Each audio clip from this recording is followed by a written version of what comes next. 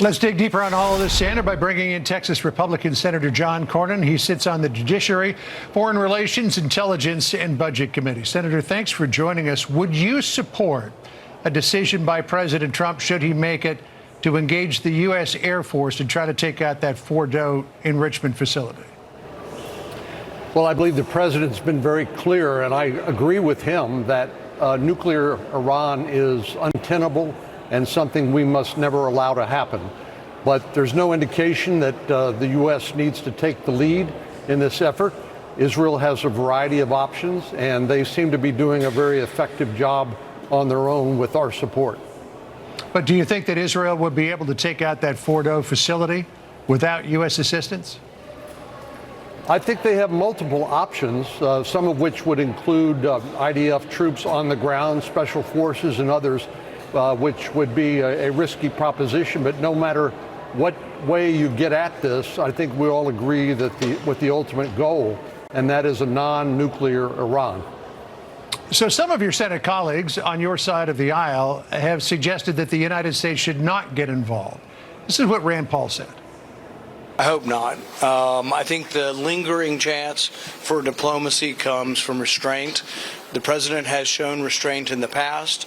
The president's instincts are good, and I'm hoping the president will not get involved with the war. I think if the United States actively bombs Tehran, the possibility of negotiation goes out the window. Do you agree with him, disagree with him? I think the time for negotiation is past. President Trump is very clear. He gave the Supreme Leader 60 days to negotiate.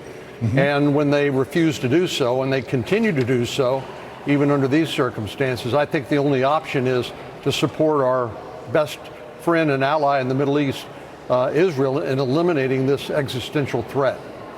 Well, we'll see what the president does. He didn't tip his hand this morning. He said he may assist, he may not. We'll see.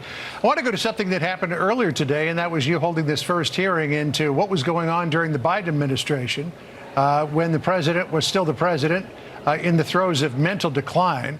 I found it very interesting that with one notable exception, Democrats did not show up to your committee. You suggested that that was an indication that they were complicit in the cover-up.